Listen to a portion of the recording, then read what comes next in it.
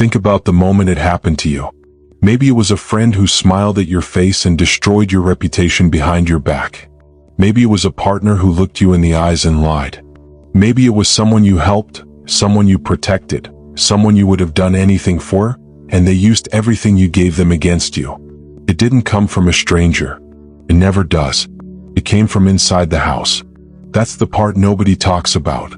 We spend so much energy protecting ourselves from the outside world, building walls, staying guarded, watching our backs, and yet study after study confirms the same uncomfortable truth. Most betrayals, most acts of fraud, most emotional destruction comes from the people already sitting at your table. The danger wasn't outside the door. It was already inside. And that raises one question that has haunted human beings since the beginning of time. Why? Why is it always the one you trusted the most? Stay with me, because by the end of this video you will never look at trust the same way again. Before we go any further, I need to say something directly to you. Most people will go their entire lives, without ever understanding why this keeps happening to them. They will be betrayed once. They will hurt. They will heal. And then, without realizing it, they will walk straight into the same situation again with a different person. Not because they are weak, not because they are stupid, but because nobody ever taught them the psychology behind what actually happened. That's what this channel exists for. If you are someone who has felt the weight of betrayal, if you have ever trusted someone completely and been destroyed by that trust, then this is the place for you. We go deep here.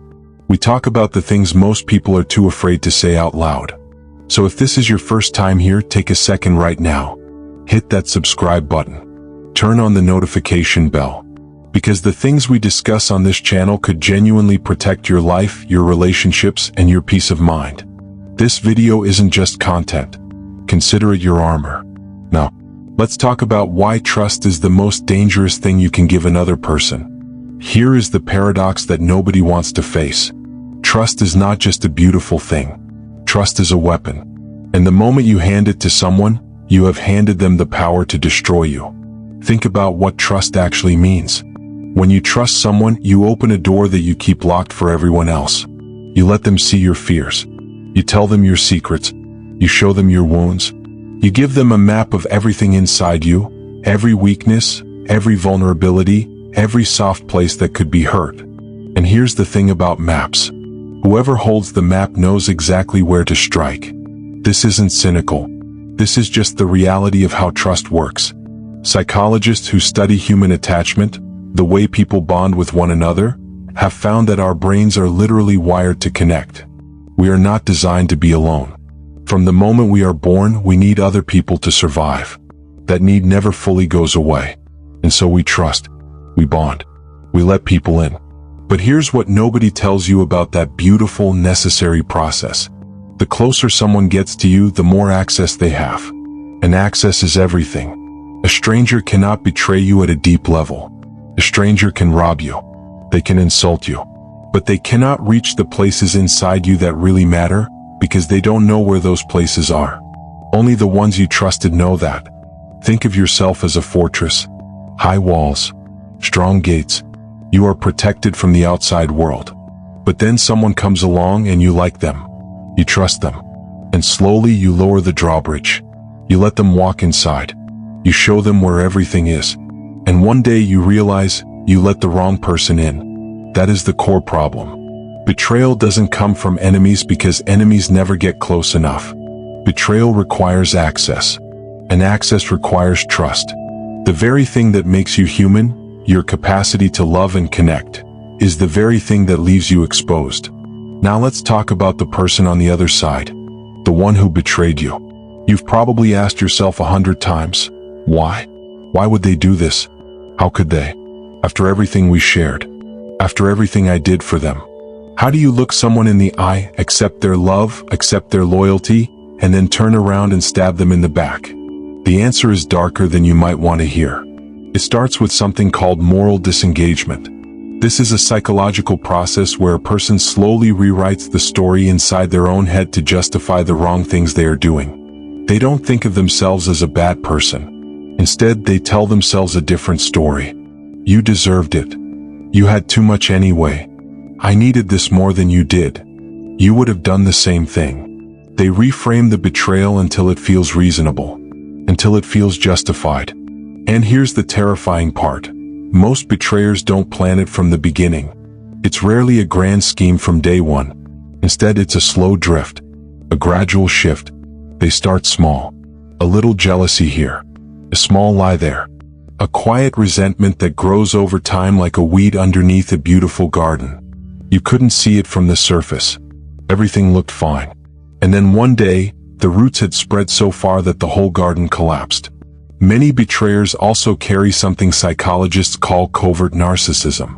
Unlike the loud, obvious narcissist, the covert type is quiet, humble seeming. They present themselves as your supporter, your cheerleader, your biggest fan. But underneath that surface, there is a deep well of envy and self-interest. They are close to you not just because they care about you, but because being close to you benefits them. And the moment it stops benefiting them, or the moment they want something you have, the mask comes off. Throughout history, the most devastating betrayals have followed this exact pattern. Brutus didn't hate Caesar. He was one of his closest allies. Judas didn't despise Jesus.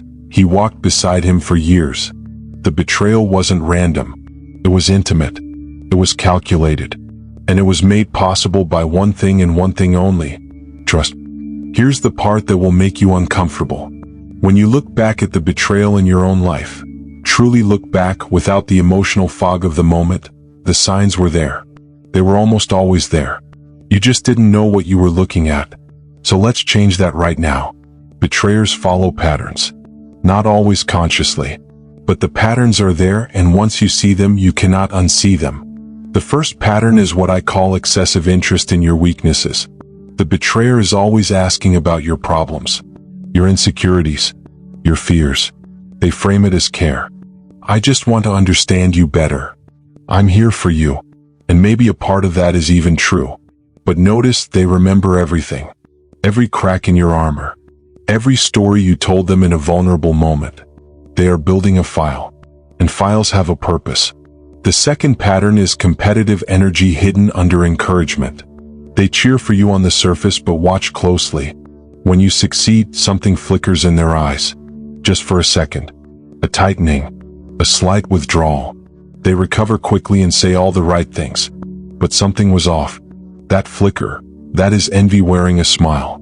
The third pattern is inconsistency between public and private behavior. Around others, they are your defender. In private, they question your decisions, minimize your achievements, plant small seeds of self-doubt. Are you sure that's a good idea? I just don't want you to get hurt. People are talking, I'm just letting you know. They present themselves as your protector while slowly doing the damage themselves. Think of a shadow. A shadow follows you perfectly. It mimics your every movement. It appears to be attached to you. But a shadow has no substance, no loyalty, no warmth. The moment the light changes, the shadow disappears. Some people in your life are shadows. They follow you because of where you are standing in the light, not because of who you are. Start auditing your relationships, not with paranoia, with clarity. Watch behavior, not words. Behavior. Now I need to say something that might sting a little. You were chosen. Not randomly. Not by accident. The person who betrayed you didn't pick you because you were weak. They picked you because of your strengths. And that is the uncomfortable truth that almost nobody is ready to hear. Loyal people get betrayed more often than disloyal people. Empathetic people get used more often than cold people. Generous people get taken from more often than selfish people. The qualities that make you a good human being, your ability to love deeply, trust fully, and give without conditions, those same qualities make you a target. Psychologists call it empathy exploitation. People with high emotional intelligence, people who are naturally caring and tuned into others, are actually more vulnerable to manipulation. Why? Because you can feel what others feel. You give the benefit of the doubt. You believe in people. You see the best in them. And a skilled betrayer, whether they are conscious of it or not, can sense that from a mile away. Think of yourself as a lighthouse. You stand tall. You shine brightly. You help people navigate through the dark. Ships from miles away can see your light. But here's the thing about lighthouses. They attract all kinds of ships. The ones that are grateful for the guidance, and the ones that want to crash into the rocks. Your light was never the problem. The problem was that you were shining in a place where not everyone deserved to come close. This is not a reason to dim your light. This is a reason to learn who deserves to sail near you. You have something worth taking. Remember that. Because the people who never get betrayed are usually the ones with nothing to offer. You were targeted because you matter. Now let's make sure the wrong people never get that close again. Let's talk about what happens after. Because the betrayal itself, as painful as it is sometimes not the worst part. The worst part is what it does to your mind long after the person is gone. Research in neuroscience has shown something deeply important. The brain processes social betrayal and rejection in almost the exact same way it processes physical pain. The same regions light up. The same signals fire. When someone you trusted destroys that trust, your brain experiences it as a genuine wound. And wounds, if left untreated, become infections. After betrayal, many people develop what psychologists call hypervigilance. Suddenly you are watching everyone. Every kind gesture is suspicious. Every new friendship feels like a trap. Every time someone gets too close, something inside you slams the door shut. You start to protect yourself from a threat that is no longer there, but your nervous system doesn't know that. Your brain learned a lesson. Trust equals danger. And now it is applying that lesson everywhere, even where it doesn't belong. Beyond hypervigilance, betrayal also breaks something called your trust schema. This is the internal belief system you carry about other people in the world. Before the betrayal, your schema said, people can be trusted. After it, that schema is shattered. And the painful reality is, rebuilding it is slow, hard, and deeply uncomfortable. There's also the identity disruption. When someone close to you betrays you, it doesn't just hurt the relationship. It makes you question yourself. How could I not see it? What does it say about me that I trusted them? Am I naive? Am I foolish? Can I even trust my own judgment? That self-questioning is one of the most destructive things betrayal plants inside you. Think of your sense of self as a foundation beneath a house. The house is your life, your relationships, your confidence, your ability to move forward. Before the betrayal, that foundation was solid. You walk through the rooms without thinking twice. After, every step feels uncertain. You know something cracked below the surface. And until you deal with it, really deal with it, every new relationship, every new friendship, every new risk will feel like you are walking on glass. Now we go deeper. This is the part most videos won't tell you. Because what we've discussed so far, the pain, the warning signs, the psychological damage, that's just the surface. There is a darker layer underneath, and it involves you. Here is what the research shows. People who experience deep betrayal and do not properly process it, who simply bury it, move on, pretend it didn't affect them, often fall into one of two dangerous patterns. The first pattern, they unconsciously recreate the same dynamic.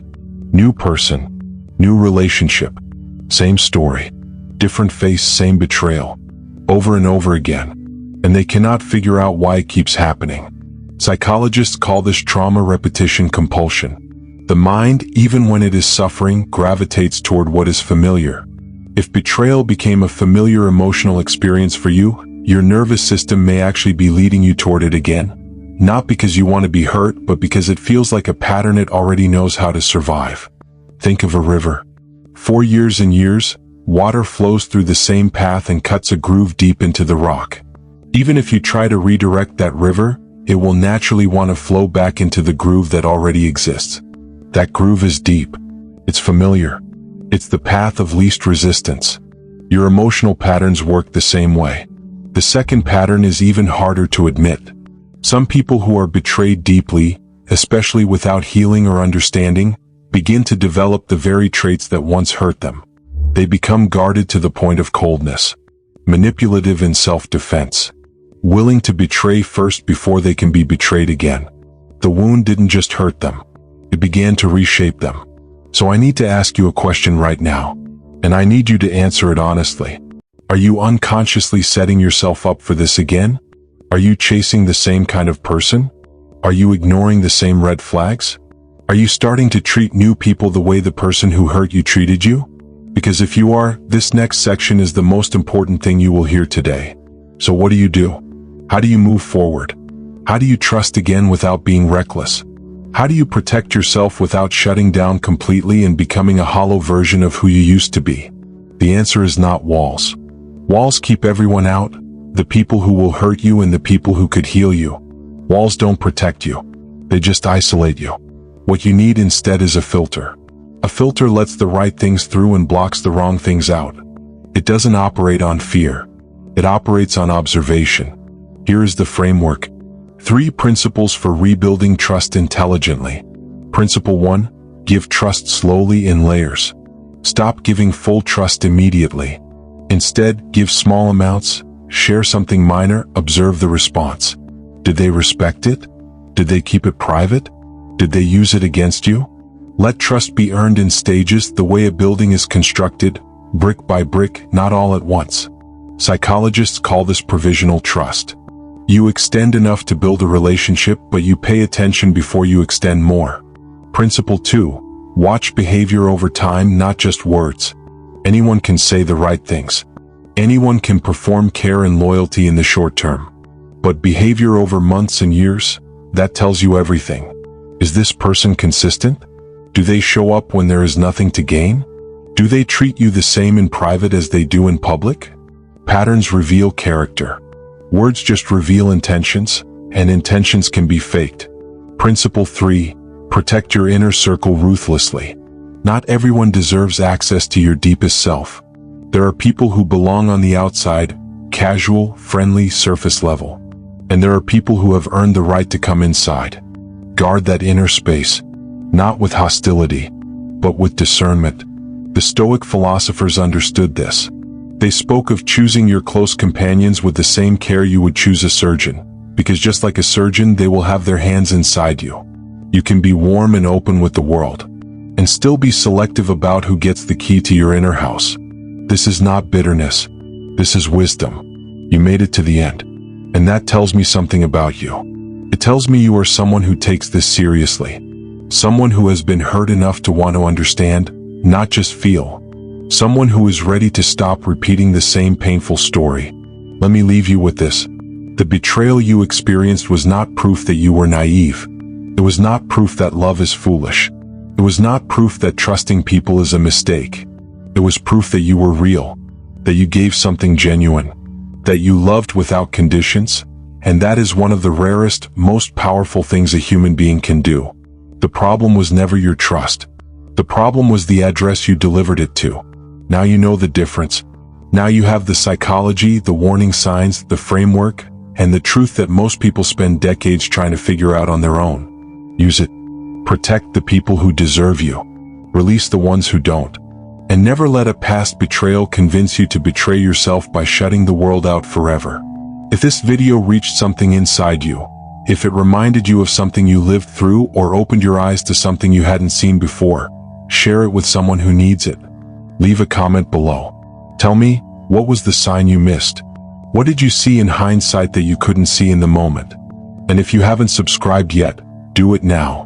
Because this is just the beginning of what we cover here. Your trust was never the weakness. Giving it to the wrong person was. Now you know the difference.